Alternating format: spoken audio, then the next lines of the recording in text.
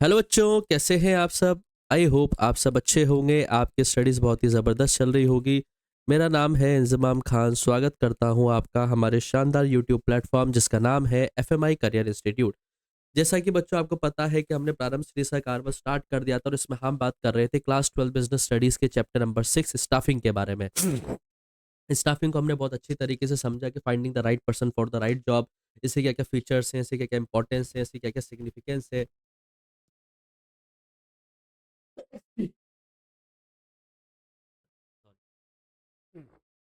Process क्या होता है स्टाफिंग का। There are three elements of staffing, that is recruitment, selection, training and development. Recruitment में हमने दो तरीके के सोर्सेस ऑफ रिक्रूटमेंट पढ़े, जिसमें हमने एक इंटरनल सोर्सेस और एक एक्सटर्नल सोर्सेस को समझा था। इंटरनल सोर्सेस के हमने मेरिट्स और डीमेरिट्स के बारे में बात करी थी और एक्सटर्नल सोर्सेस के भी हमने मेरिट्स और डीमेरिट्स की बात करी थी। उसके बाद हमने सिलेक्शन प्रोसीजर को समझा था कि सिलेक्शन प्रोसीजर क्या होता है, सिलेक्शन में किस किस तरीके से टेस्ट लिए जाते हैं, टाइप्स ऑफ टेस्ट क्या होता है वो हमने समझे थे। लास्ट हमने ट्रेनिंग एंड डेवलपमेंट पढ़ा था कि ट्रेनिंग किस तरीके से एक बिजनेस को ग्रोथ दिलाने में फायदेमंद होती है। और हमने साथ के साथ ये भी समझा था कि on the job methods training के क्या होते हैं और ऑफ द जॉब मेथड जो है वो ट्रेनिंग के क्या क्या होते हैं। ये सारी की सारी चीज़ें जो है हमने प्रीवियस क्लासेस के अंदर बहुत ही अच्छी तरीके से पढ़ी थी। आई होप आपको दोनों की दोनों चीज़ें समझ में आई होगी। क्लियर है बच्चों।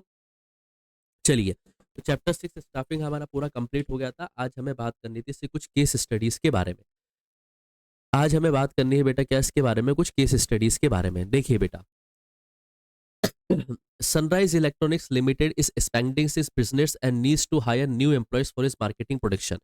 सनराइज इलेक्ट्रॉनिक्स लिमिटेड जो है बेटा वो अपने बिजनेस को एक्सपेंड कर रहा है और नए एम्प्लॉयज हायर करना चाहता है अपनी मार्केटिंग के और प्रोडक्शन के लिए।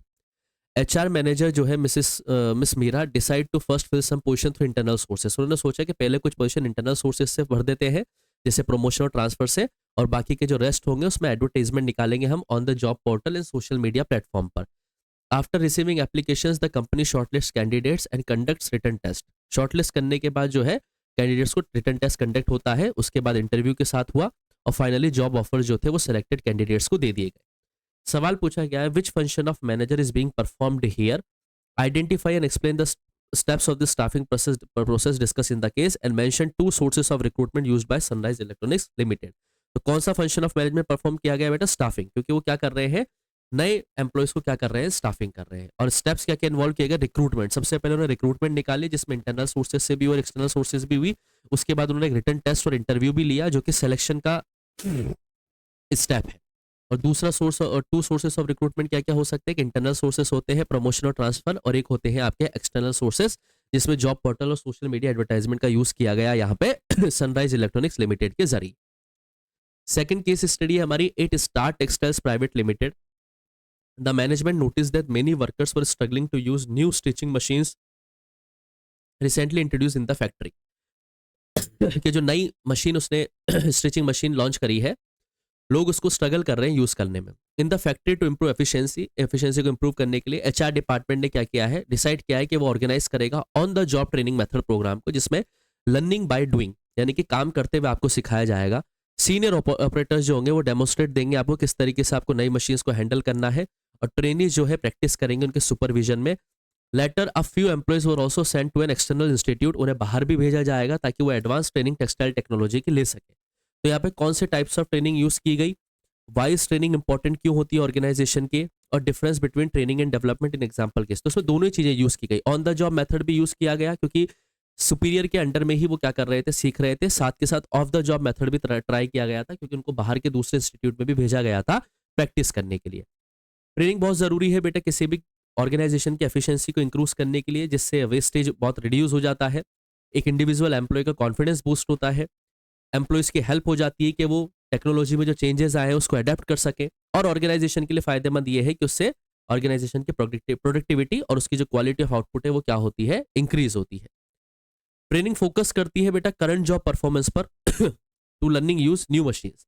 डेवलपमेंट फोकस करता है ओवरऑल ग्रोथ के ऊपर बेटा, यानी कि डेवलपमेंट के अंदर ही ट्रेनिंग आ जाती है। डेवलपमेंट एक ब्रॉडर कॉन्सेप्ट है, ट्रेनिंग एक नैरो कॉन्सेप्ट इसके अंदर हमें देखने को मिल जाता है। तीसरी केस स्टडी क्या है हमारी, तीसरी केस स्टडी है at Green Earth Private Limited. The HR department conducts an annual performance appraisal for all employees. सभी डिपार्टमेंट एचआर डिपार्टमेंट ने एनुअल अप्रेजल परफॉर्मेंस निकाली एम्प्लॉयज की। एम्प्लॉयज़ को इवैल्यूएट किया गया उनके टारगेट के बेस के ऊपर कि उन्होंने किस तरीके से काम किया, उनका टीम वर्क कैसा था, उन्होंने कितना इनोवेशंस किया, और जिन्होंने एक्सीलेंट वर्क किया था उनको सैलरी के अंदर बहुत बढ़िया हाइक दिया गया, ठीक है, बोनस दिए गए, प्रमोशंस दिए गए। एक एम्प्लॉइज थी बेटा Ananya, was promoted from sales executive to sales manager, sales executive से सेल्स मैनेजर बना दिया क्योंकि उसकी आउटस्टैंडिंग परफॉर्मेंस थी। The company reviews its pay structure regularly to ensure fairness and competitiveness in the job market. लगातार company इस तरीके के प्रमोशंस और कैश और काइंड में एम्प्लॉइज को देती थी ताकि फेयरनेस बनी रहे और कॉम्पिटिटिवनेस बनी रहे। तो कौन सा एलिमेंट ऑफ स्टाफिंग यहाँ पे यूज किया गया ये हमें बताना है, पर्पस क्या होता है परफॉर्मेंस अप्रेजल का, और वो कौन कौन से कंपोनेंट्स होते हैं जो एम्प्लॉय को एज ए कंपनसेशन दिए जाते हैं। तो यहाँ पे जो एलिमेंट यूज किया गया बेटा वो परफॉर्मेंस अप्रेजल था, प्रमोशन था और कंपोजिशन था। परफॉर्मेंस अप्रेजल देने से एम्प्लॉयमेंट की परफॉर्मेंस इंक्रीज होती है, वो अपनी स्ट्रेंथ को आइडेंटिफाई कर पाते हैं, अपनी वीकनेस को आइडेंटिफाई करके उसे रिमूव कर सकते हैं, डिसीजंस लेने की मेकिंग पावर उनकी बहुत अच्छी हो जाती है। So these are the benefits of the performance appraisal. वहीं पर ही कंपोनेंट्स क्या क्या होते हैं कंपनसेशन के, तो डायरेक्ट फाइनेंशियल पेमेंट्स, आप सैलरी हाइक दे सकते हैं, बोनस दे सकते हैं, और इनडायरेक्ट जैसे आपको वर्ल्ड टूर दे दिया गया या है ना आपको प्रमोटर बना दिया गया या आपका प्रमोशन कर दिया गया। So these are the indirect financial payments that is given by the any company in the performance appraisal. So ये था हमारे स्टाफिंग की केस स्टडी बेटा, यहाँ हमारा staffing third function of management complete होता है। नेक्स्ट चैप्टर के अंदर हम directing fourth function of management पढ़ेंगे। आई होप आपको ये समझ में आया होगा। फिर भी अगर आपको कोई डाउट रहता है तो आप कमेंट सेक्शन में अपने सवालों को छोड़ सकते हैं। जल्दी मिलूंगा आपसे नेक्स्ट वीडियो में, तब तक के लिए आप लोग पढ़ते रहे, मस्त रहें। Thank you, bye bye.